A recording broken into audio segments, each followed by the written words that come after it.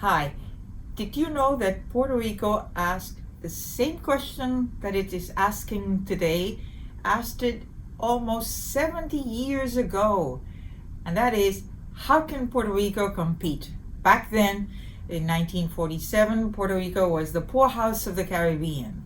It was just too much poverty. It was too many people unemployed. And so Puerto Rico asked, and all its government asked, well, what can we do? And the answer was evident. Puerto Rico decided, let's look for new avenues of economic activity, and such as manufacturing, even if it was just labor intensive at first, but then it sort of graduated into more capital intensive pharmaceuticals, until today that we have such a wonderful center for pharmaceutical production. And right now, Puerto Rico is asking the same thing. How can Puerto Rico really compete in a global world where Puerto Rico needs to really identify, well, what economic activity am I going to choose? How am I going to compete? Do I have the infrastructure? Do I have the educated people? And that has to be the key.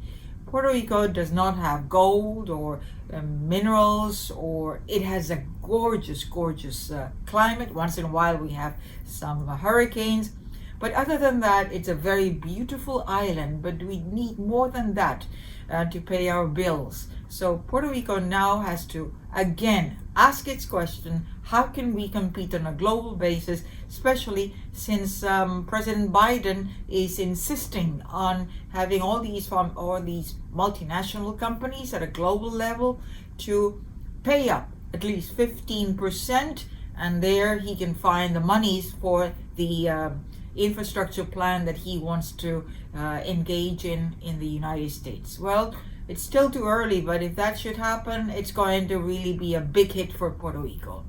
I want to show you today how we are still in this economic recovery in pieces, despite all the hullabaloo about all these billions of federal monies that would come after Hurricane Maria, then after the earthquakes in January 2020, and then the COVID-19 that shut down our economy as the rest of the world back in March of 2020, and it remained closed for most of the year, but started making a little bit of flexibility sometime by June of 2020. The first graph that I am showing you is the overall economy. That's the economic activity index, and the green line is the index which is published by the Economic Development Bank, and the red line is the annual percentage change. So that's the same month of one year compared to the same month the prior year. And notice that arrow since January of 2005 is going south. That means that our economic activity index really has not recovered. We are still hovering very close to that zero line, or that 120 economic activity index, which is about 75% of what it used to be in 2005. So overall, you could say that we have a 75% economy today as compared to what it used to be in 2005. And those are not good news. But let's look at another side of the coin. Let's look at manufacturing. This graph depicts two lines. Again, this is on an annual basis, and what we are depicting from 2010 through 2021, whatever we have right now, the index, the purchasing managers manufacturing index, it's the purple line, and the blue line is the percentage change. So they more or less move in tandem, and at least the arrow seems to point in the direction of a positive trend. Whatever is above the dotted horizontal line, that indicates that manufacturing is upbeat. It's not in a recession, and it seems now that over the past few months of 2021, we are seeing some upbeat in manufacturing. Maybe the cold water is coming soon if that 15% tax policy that the US wants to implement might be a shocker for Puerto Rico. It's still wait and see. For now, let's enjoy manufacturing upbeat. Then the next graph is the red line, it's electricity. And again, notice that arrow, it's going south. And this is from 2000 through 2021. It's the consumption of electricity. And since the end of Section 936 of the US tax code for many of these manufacturing multinational companies, once that section was eliminated, they were big clients of the Puerto Rico Electric Power Authority, and since then we have been seeing a downward decline, which we hope it comes to a halt now that it's under management with Luma Energy. But if more people get off the grid, be it trade, be it manufacturing, be it all these businesses as well as households, it's going to be very difficult for this public corporation to really get out of debt and provide the service that we all need to compete.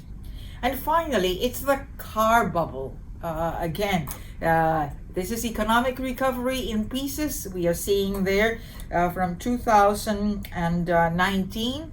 That's the blue line from January through December, and we are comparing that with 2020, which is the orange line. Remember that big dip that you see there from March through April and May. That's when the economy was shut down. Everybody was told, stay at home, don't go out, don't go to your offices, don't go to your businesses, only supermarkets, drugstores, gas stations, and some essential services of the government. But thereafter, when the economy started opening in June through December, we saw that recovery even better than in 2019, which is the blue line. And the green line, which is what I want to call your attention, is 2021. So we are seeing still it's above the 10,000 level on a monthly basis. It's been a long time since many of these car dealers saw so many units being sold on a monthly basis.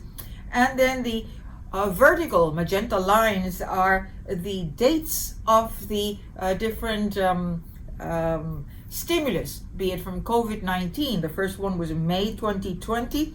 It seems that coincided with the recovery in or opening up of the economy. And notice that orange line, how it really went up. And then it was January of 2021. Again, the green line, notice the increase in almost to 10,085 units, new units. And then the latest, it's April 2021, and those units have remained 10,815. Too early to say whether that trend will continue or not. Whatever it is, this has been a summary of Puerto Rico's economic recovery in pieces. Until the next time, thank you.